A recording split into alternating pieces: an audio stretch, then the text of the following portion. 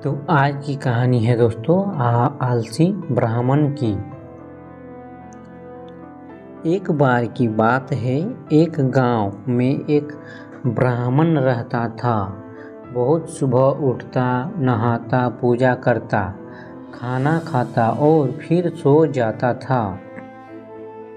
उसके पास किसी भी चीज़ की कमी नहीं थी। एक बड़ा खेत, खाना पका कर देने वाली एक सुंदर सी पत्नी और 2 बच्चे का अच्छा परिवार था। सब कुछ होने के बाद भी ब्राह्मण के घरवाले एक बात से बहुत परेशान थे। वो बात यह थी कि ब्राह्मण बहुत आलसी था। वो कभी भी काम खुद नहीं करता था और दिन भर सोता रहता था। एक दिन बच्चों का शोर सुनकर ब्राह्मण जाग गया और उसने देखा कि उसके दरवाजे पर एक साधु महाराज आए हैं।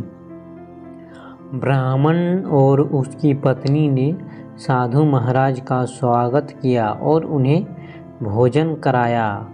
भोजन के बाद ब्राह्मण ने साधु की खूब सेवा की। साधु महाराज उनकी सेवा से बहुत प्रसन्न हुए और उन्हें वरदान मांगने को कहा। ब्राह्मण ने वरदान मांगा कि मुझे कोई भी काम न करना पड़े और मेरी जगह कोई और मेरा काम कर दे। तब साधु उसे वरदान में एक जीन देते हैं और साथ में यह भी कहते हैं कि जीन को हमेशा व्यस्त रखना। अगर उसे काम नहीं दिया तो वो तुम्हें खा जाएगा। वरदान पाकर ब्राह्मण मन ही मन बहुत खुश हुआ और साधु को आदर के साथ विदा किया। साधु के जाते ही वहाँ एक जिन प्रकट हुआ। पहले तो ब्राह्मण उसे देखकर डर जाता है, लेकिन जैसे ही वो ब्राह्मण से काम मांगता है तब ब्राह्मण का डर दूर हो जाता है और वो उसे पहला काम खेत जोतने का देता है। जिन वहाँ से गायब हो जाता है और ब्राह्मण की खुशी का ठिकाना नहीं रहता। कुछ ही देर में जिन फिर आ जाता है और बोलता है कि खेत जोत दिया, दूसरा काम दीजिए। ब्राह्मण सोचता है कि इतना बड़ा खेत इसने इतनी जल्दी कैसे जोत दिया। ब्राह्मण इतना सोच ही रहा था कि जिन बोलता है कि जल्दी मुझे काम बताओ, नहीं तो मैं आपको खा जाऊंगा। ब्राह्मण डर जाता है और बोलता है कि जाकर खेतों में सिंचाई करो। जिन फिर वहाँ से गायब हो जाता है और थोड़ी ही देर में फिर आ जाता है। जिन आकर बोलता है कि खेतों की सिंचाई हो गई, अब अगला काम बताइए।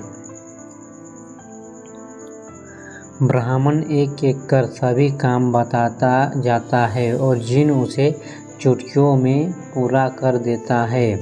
ब्राह्मण की पत्नी यह सब देख रही थी और अपने पति के आलसीपन पर चिंता करने लगी। शाम होने के पहले ही जिन सभी काम कर देता था। सब काम करने के बाद जिन ब्राह्मण के पास आ जाता है और बोलता है कि अगला काम बताइए, नहीं तो मैं आपको खा जाऊंगा।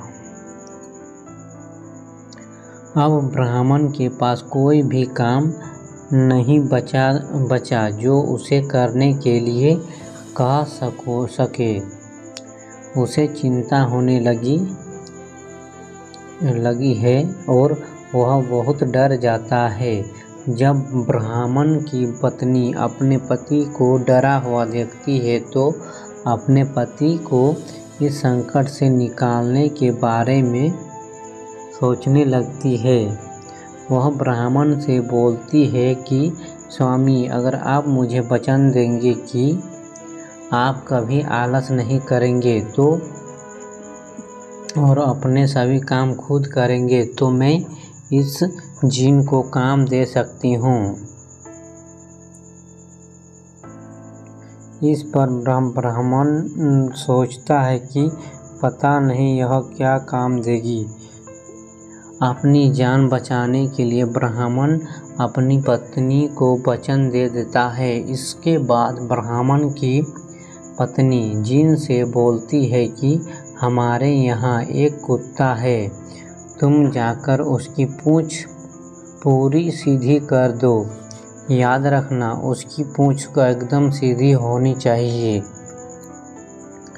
जिन बोलता है कि अभी यह काम कर देता हूँ। यह बोलकर वह वहाँ से चला जाता है। लाख कोशिश करने के बाद भी वह कुत्ते की पूंछ सीधी नहीं कर पाता है और हार मान लेता है। हारकर जिन ब्राह्मण से के यहाँ से चला जाता है।